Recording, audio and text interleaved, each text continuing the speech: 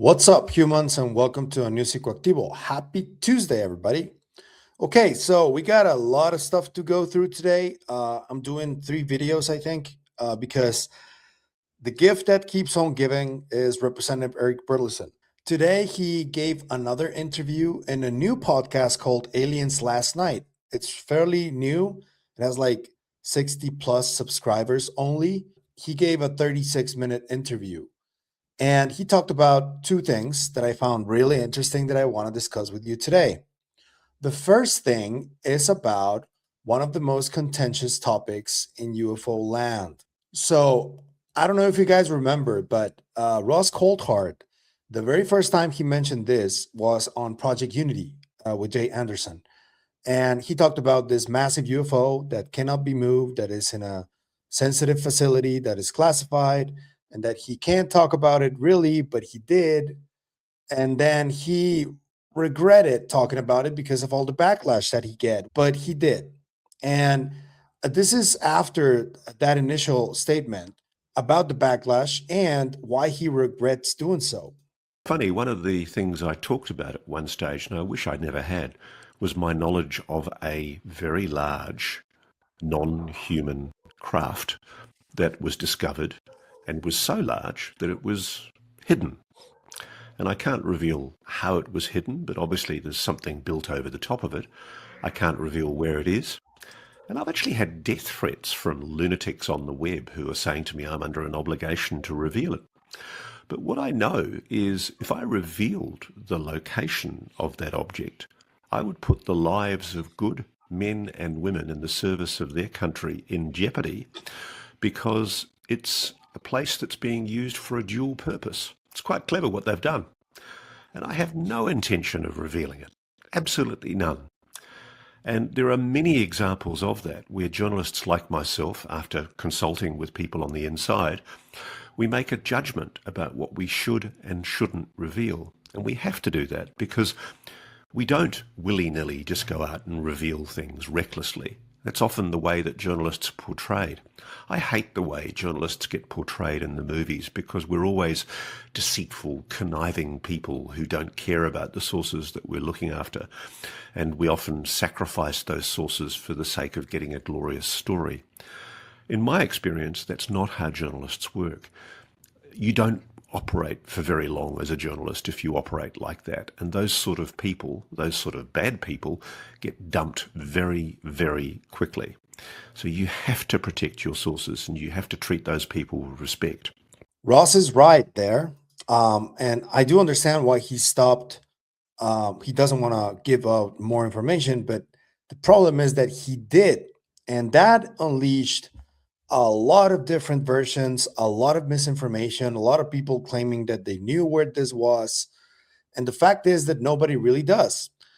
There was this mention from Dr. Stephen Greer where he talks about it being allegedly in South Korea. I dealt with a facility outside Seoul, South Korea, where there was a huge extraterrestrial vehicle that they had downed with apparently some type of electronic warfare system that was they had to carve out a huge part of the mountain just to contain this object because it was too big to move to any other site, and that it is still there. So this is just sort of like... So I have a video where I speculate based on an educated guess that this facility could also be in Baghdad's U.S. embassy.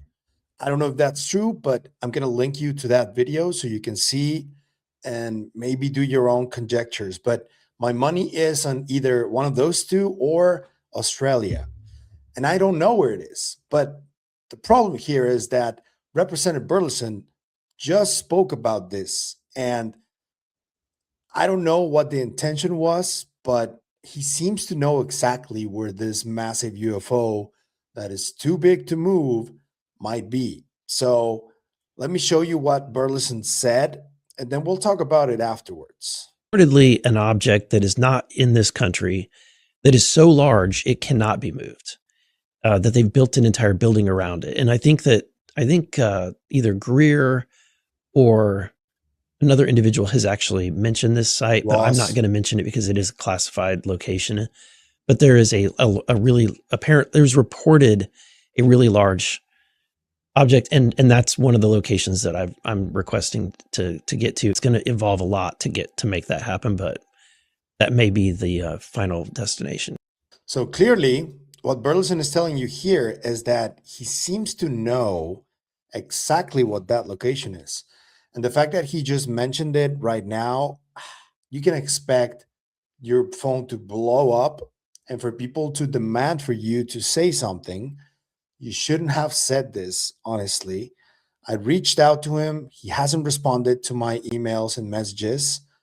And honestly, I don't think he will, because if he knows what that location is and he's trying to get permission to go there, that should be under wraps and that should be and happen under the table. It shouldn't be public, but he made it public. So that represents a problem, I think. But I don't know, man. This whole story about the too big to move UFO, to me, it's starting to sound like just another one of those stories that people talk about, but we never get to the bottom of. And that is extremely frustrating. And I don't know if we're ever going to find out where this is. I don't know if it's in Baghdad. I don't know if it's in Australia. I don't know if it's in South Korea or somewhere else. I've heard things like the Vatican. I've heard things like some bases in the US. I've heard things like Greenland, which is why some people seem to think that President Trump wants Greenland. So it's, for now, just conspiracy theory. But if the release of the Epstein documents over the last week has told us anything, is that a lot of what has been considered conspiracy theory in the past may not be conspiracy theory after all. And this whole interview is really interesting from Burlison. I do got to say that there are some things that I do want Burlison to clarify about what's going on in the movement right now. I would like to ask him what he thinks about the discrepancies from the Virginia case. He was part of that whole conference. And Ronnie Burnett's upcoming documentary, I think it's already up for paid subscribers of his channels. I'm not sure about that 100%, but I did get a comment from you in yesterday's video that it was. So I don't know if it is. We're going to check on that. But if you guys have more information on that, let me know. But I do want to ask Burlison, what does he think of the different discrepancies of this case? Because there are many. And neither James Fox nor Leslie Kane, not the people who are involved in this case from James Fox's side, seem to want to talk about these discrepancies. And I do think that it's a mistake to confuse what Ronnie Burnett believes or doesn't believe to the work that he's doing, because I do think that he's been objective in the work that he's been doing. So, and I don't think that it has anything to do with his personal belief on what UFOs are. Yeah, he has claimed before that he is very religious and that there are religious connotations to the phenomenon, but that doesn't mean that his reporting is necessarily biased. I don't think so, but maybe it is. I don't know. What do you guys think about this one? What do you guys think about what Dr. Stephen Greer has said before about this massive UFO? What do you guys think about Ross Coulthart repenting on saying anything at all? He was the first one who said it. And since then, he's been awfully quiet. Because they've been asking him. Something that I will always disapprove of is people threatening people like Ross or anybody else who's involved in the topic, who seems to have information that they may or may not be able to release. But if they don't want to release it, you don't have to pressure them for that. And you definitely shouldn't threaten anybody.